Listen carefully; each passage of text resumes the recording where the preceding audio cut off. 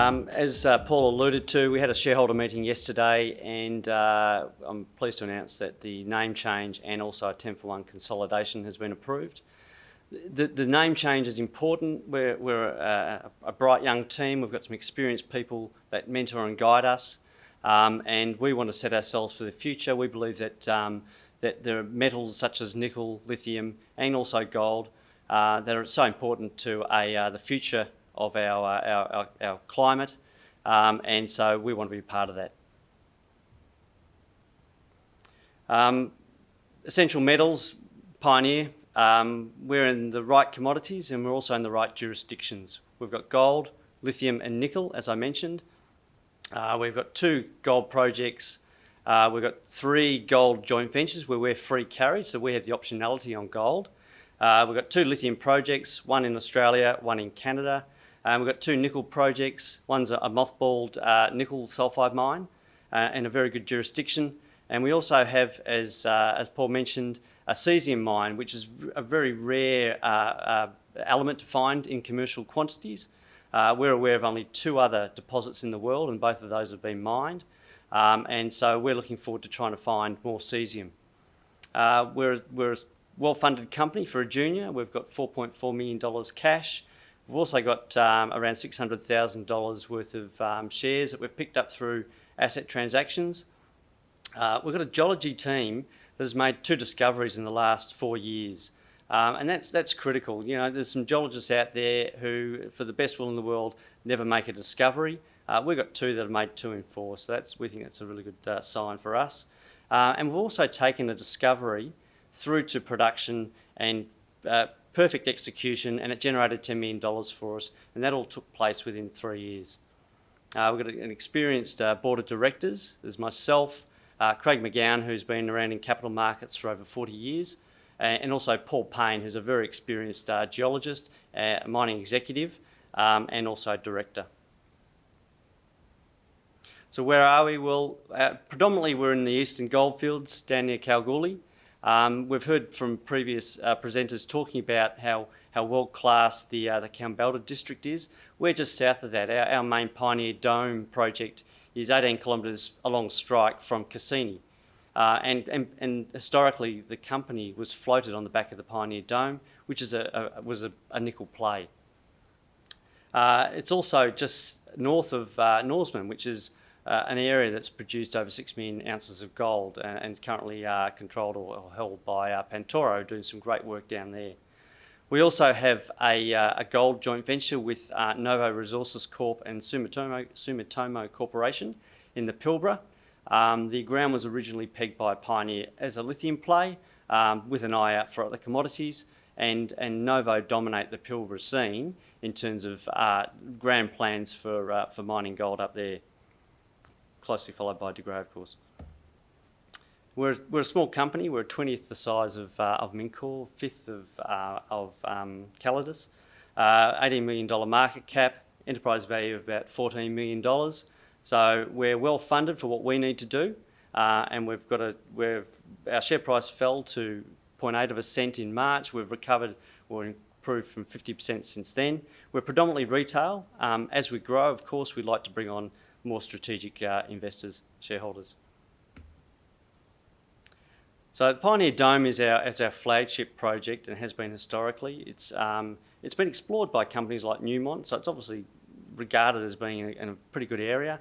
As I said before, it's between Norseman and Kambalda, so a great nickel gold province. And of course, as we're discovered, it's also very good for LCT pegmatites. We discovered the Sinclair cesium deposit in 2016, and in 2019 we discovered outcropping spodumene. We've drilled that, came up with our maiden resource of 8 million tonnes at 1.23% lithium oxide in November last year. And since then we've had 2 more drilling campaigns, and now the last one's just finished, and that'll guide us in terms of our future moves, whether that involves more drilling, resource upgrade, etc., and that'll take place during the September quarter.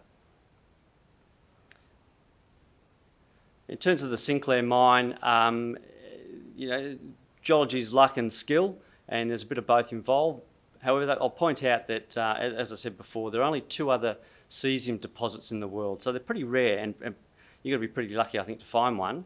But our geologists knew that they were onto something pretty special in terms of what they were seeing in the drill core and in the outcrop. And one of them, in fact, turned the rig around very early in the campaign and speared right through the middle of the cesium deposit. That turned into a very small little operation volume-wise. We only mined 20,000 tonnes of cesium ore. Very simple for us. It was funded by the off-taker. They covered all the direct mining cost through a prepayment, and they took all the off-take. We've had an exemplary relationship with the off-taker, and that process is now finished, and we generated ourselves $10 million. Since then, we've spent $4 million back directly into the ground, and of course, we've covered our overheads. In terms of the stage 2, we're just going through the process now. There's remnant ore left in terms of a resource, and we've found further along strike. It's a lot narrower and smaller than the original deposit so far, from what we can tell. We're just trying to work out how do we crack the nut on trying to find another larger deposit that we can put into production. And we also want to take a bit of time too to understand, can we value add rather than just selling a DSO? Because this stuff's pretty rare.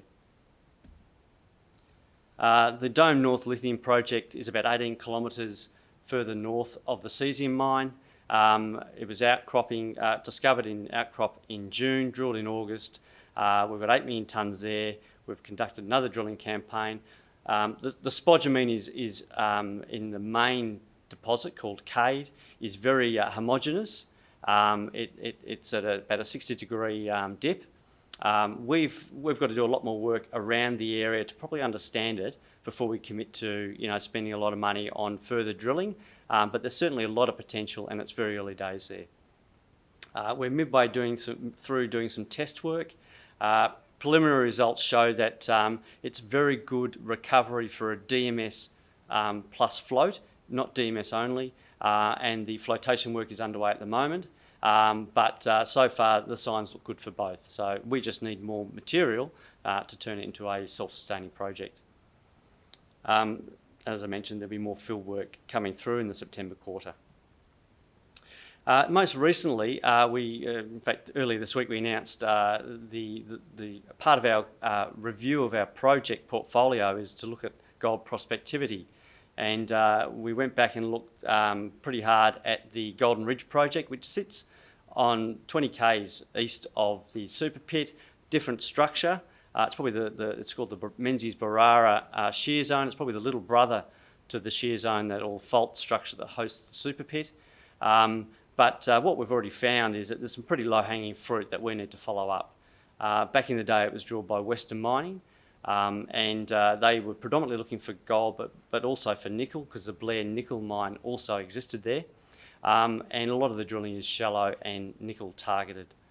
We've found some great intersections in the historical drilling, including 21 metres at 2.5 grams close to surface, and there are a lot of historical shafts along some of the structures that we're going to follow up. As I mentioned, the Golden Ridge project also hosts the Blair nickel mine. That was discovered by Western Mining back in 1969, during the Poseidon nickel boom. It was put into production in 89.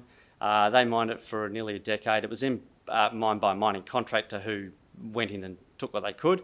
It changed hands, and it sat with Australian Mines for a period of 5 years, and then got cruelled by the GFC. And it's sat there ever since. It's deep, it's been mined, so it'll take a little bit of money and brains to unlock it to go deeper, but it is still, there's a remnant resource that sits there, and so it's something that we're trying to progress. And of course there are other targets, including our Leo Dam, which is 2 kilometres further north. In terms of our FreeCarry gold joint ventures, I mentioned before about Novo Resources up in the Pilbara. They're a big player in that area. They're taking a novel approach, or a groundbreaking approach. They've spent well over $100 million across the Pilbara. Our Kangan joint venture with them is part of their Agena project, and that's what they're working up at the moment. There hasn't been a lot of activity on our ground yet because they're still going through the processes of sorting out ground clearance, etc. And I'll be heading up there later in September with MD Rob Humfredson just to hear it from him and walk the ground. We're also involved with Northern Star Resources, everyone knows, with our Accra joint venture, which is just northeast of Kalgoorlie. And they're methodically working their way through. They've tested the primary structures, now going through and testing secondary structures. And also, last year we did a JV with Black Cat, a recently listed company, and they're going great guns. They've, I think, nearly tripled in market value as they progress their main project. Our Balagundi JV with them sits to the west of their main Myri project. So these are all free carried, so we're not reaching into our pocket. And we're benefiting from their experience and their money. We're a small team. There's a three-person board. We've got 2, soon to be 3 full-time geologists. We've got some specialist, structural, geochemical geologists that we call in from time to time to assist us to do some of the heavy lifting. And we're pretty excited about the project portfolio that we have, and we're working towards finding new discoveries. So why would you invest? Why would you make essential metals an essential part of your portfolio? Well, we've got a lithium resource. We've got a suspended nickel mine. You always look near nickel deposits or mines for new deposits. We've got a cesium mine that we're trying to see whether we can extend the life on. So they're all advanced exploration plays. We're well funded for the short to medium term. We've got an experienced board and really enthusiastic team members to drive us forward. Thank you. Thank you very much, Tim. A couple of questions have come our way. How much cash will you need to develop stage 2 of the Sinclair cesium mine, and how much cash could it generate? Look, Paul, thanks for that. We're in the process of doing those, calculating those numbers. The stage 1 costs $7.6 million. I'd be very surprised if it costs, in terms of an open pit option, half of that, and an underground option, using air leg mining, would be even less than that. So in terms of the returns, we don't know yet. We've got to prove up how much resource is still there. And when will you drill the new gold targets at the Golden Ridge prospect? Well, look, it's early days at the moment. We've got a geologist out there mapping. Another one's going out there next week to continue that structural work. I'd hope to think that we're ready. We've got a drill plan organised by the end of September, and then drills turning sometime soon after that.